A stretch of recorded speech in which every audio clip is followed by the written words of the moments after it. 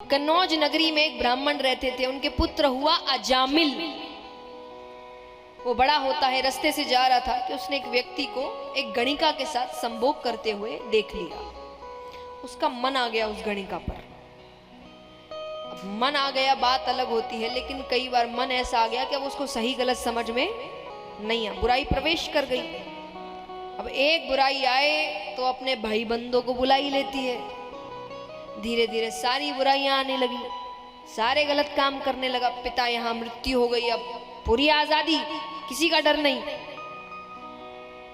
अब यहाँ पर एक बार उसी गांव में एक ऋषि तपस्या करके उठते हैं। अब उनको एक रात बितानी है। वो कहे कि रात मैं ब्राह्मण के घर बिताऊंगा। अब उस जगह ब्राह्मण का घर एक ही है, अजामिल। तो लोगों ने कहा घर तो है पर ब्राह्मण कहलाने लायक नहीं है वो। बोले मुझे क्या करना है, मुझे घर रात बितानी है बस, लेकिन ब्राह्मण के घर। अब उसका घर इतना बड़ा था, चोरी डकैती करता था वो, खूब बड़ा घर, धन इत्यादि कमा लिया। एक कमरा उसने दे दिया। जैसा मैंने कहा, अच्छा व्यक्ति वो जो बुरे में भी अच्छाई ढूंढ ले या बुरे में भी अच्छाई डालने की कोशिश करे। तो सुबह जब वो जाने लगते हैं तो उन्होंने कहा कि कुछ चाहिए? अजामिल का सब है मेरे पास। हाँ, आपको कुछ चाहिए तो बताइए। वो कहे नहीं। तो उन्होंने कहा ठीक है, मेरा एक काम करोगे? बोले क्या? बोले तुम्हारी पत्नी को भी बच्चा होने वाला है। बोले हाँ। तो बोले तुम्हें पुत्र होने वाला है। बोले आपको कैसे पता? बोले मुझे पता है, और अगर मेरी बात सही हो गई, पुत्र हुआ, तो तुम उसका नाम नारायण रखना। क्या रखना? उसने कहा अगर पुत्र हुआ मैं नाम नारायण रखूंगा। उसको पुत्र ही हुआ, उसने नाम रख उसके लिए, क्योंकि ये कोई भगवान वाली बात नहीं थी, उसको नाम रखना ही था। उसको नाम अच्छा लगा, उसने कह दिया ठीक है। उसने नाम रख दिया नारायण। अब क्योंकि घर का सबसे छोटा बच्चा है, उसमें मोह ज्यादा है। अब दिन भर उसके मुख में एक ही नाम, नारायण। इधर आना, नारायण को ले जाना, नारायण को घुमाना, नारायण को खिलाना, नारायण को ले जाना, नारायण नारायण नारायण, दिन भर नारायण।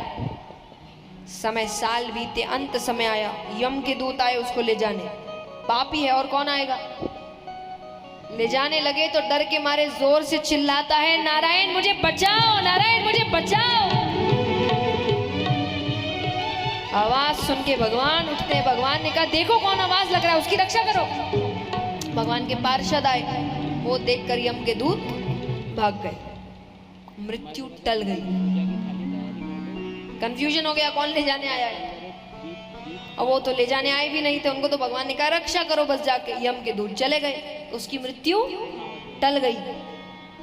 अब यहाँ यमराज भगवान के पास गए। वो कहे आपके किसी भक्त का अंत समय होता है, मैं नहीं आता, ऐसे पापी के लिए आपके पार्षद आए।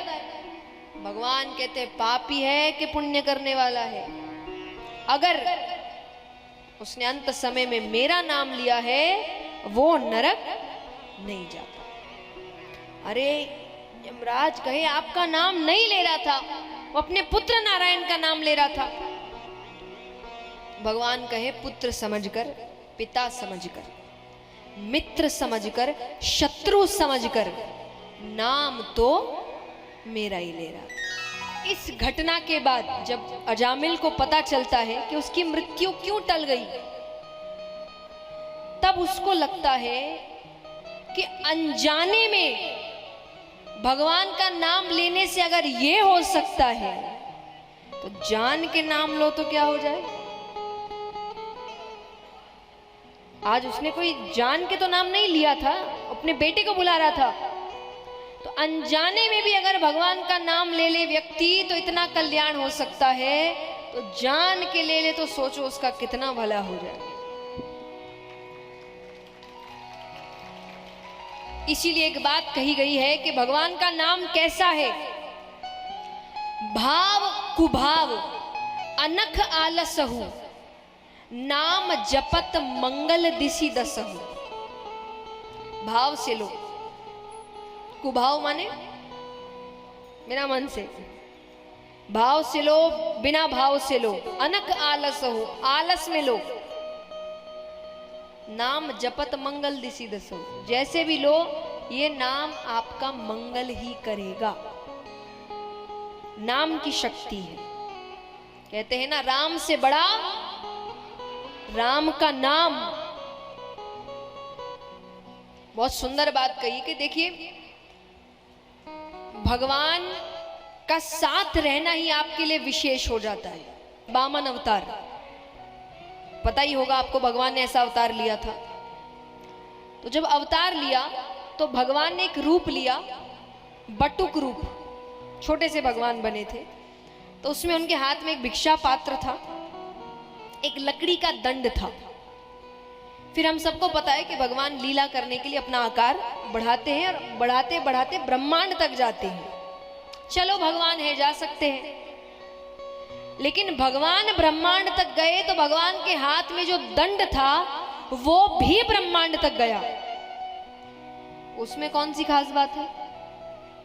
उस लकड़ी के दंड में क्या खास बात है? वो हाथ में किसके? तो इसीलिए कहते हैं कि बड़ सैया बड़ होते हैं। साथ आपका जैसा है उस हिसाब से ही आपकी उन्नति होती है। कि बड़ सैया बड़ होत है ज्यों वामन भुज दंड, कि जैसे वामन अवतार में जो दंड था, कि बड़ सैया बड़ होत है ज्यों वामन भुज दंड, और तुलसी बड़े प्रताप ते दंड गयो ब्रह्मंड। कि वो साधारण सी लकड़ी ब्रह्मांड तक चली गई। तो ये मत सोचो आप कितने साधारण हैं, ये सोचो आप साथ में किसके। आपका साथ आपको विशेष या साधारण बनाता है। कई बार जब आप बीज बोते हैं ना, तो बीज ठीक से पनपता नहीं है। अब आपको लग सकता है बीज खराब है, नहीं, कई बार मिट्टी खराब है, उपजाऊ नहीं है, तो अच्छे से अच्छा बीज भी पनपेगा नहीं। उसमें मिट्टी बदल दो, उन्नति होने लगेगी अपने आप। तो मिट्टी यानी आपकी संगति, आपके आसपास के लोग।